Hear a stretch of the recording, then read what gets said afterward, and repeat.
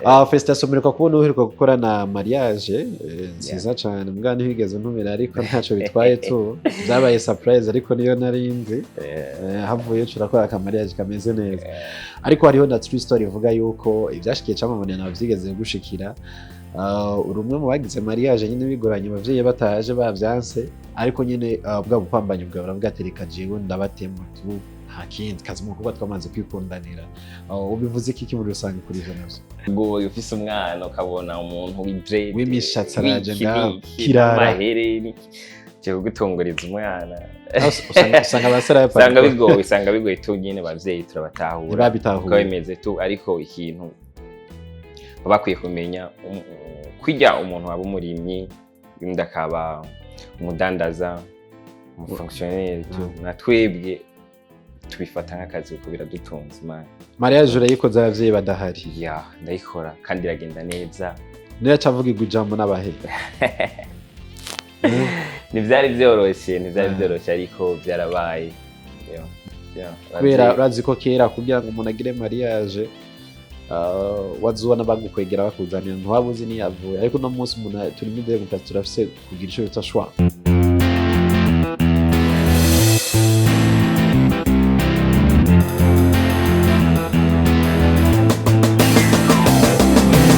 Yes, bakunze open mic.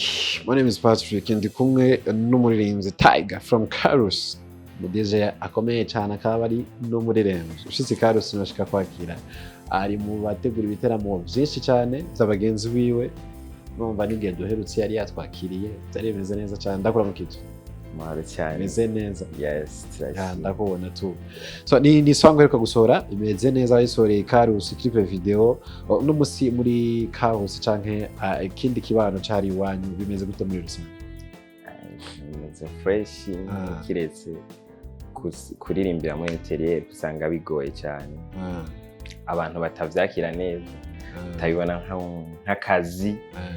Babibona ko ari abantu bavye cha ibintu by'ibisusa babona ndabarengeje babasha kubima indirimbo zo kurima agatasi igitumba urushana n'ibintu nk'ivyo gusa baba bakeneye ariko bemeze neza nibaza yuko Carus ari mu ntara cane zike zikunda kuvamo abaririmbyi benshi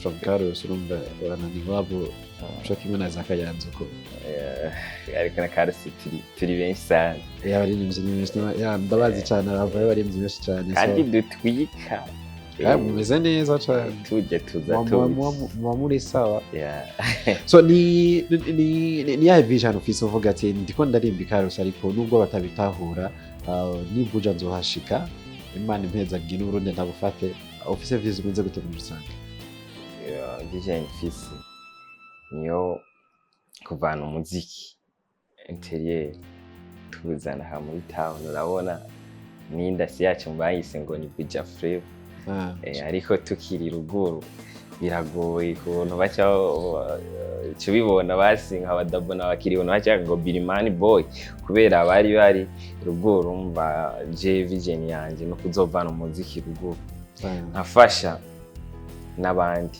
kuko ruguru hari tara nyinshi sana nkazizana abanyakarusinge bakora dukwirikirana cyane mumanuke kuri commentaire twagiye so Felicitation mureka kubona uheruka gukora na mariage nziza cyane mbwa ntihigeze ntumira ariko ntaco bitwaye tu byabaye surprise ariko niyo narinzi havuye turakora ka mariage kameze neza ariko hariho na true story ivuga yuko ivyashikiye Camamare na bavyigeze gushikira urumwe mu bagize mariage nyine bigoranye abavyeyi bataje bavyanse ariko nyine bwa bupambanyi bwa baravuga ati reka jewe ndabatemo tu hakindi kazi mu kuba twamaze kwikundanira ubivuze iki muri rusange kuri ivyo navyo iba byarabaye sero n'ukuntu ndi mu DJ nkaba umuririmbyi ntibabitahura abavyeyi babona ati umukobwa agiye kugwa ahantu hari nawe Patrick biragoye ufise umwana ukabona umuntu w'imishatsi araje ngaho kirara mahereni cyo gutongoreza umwana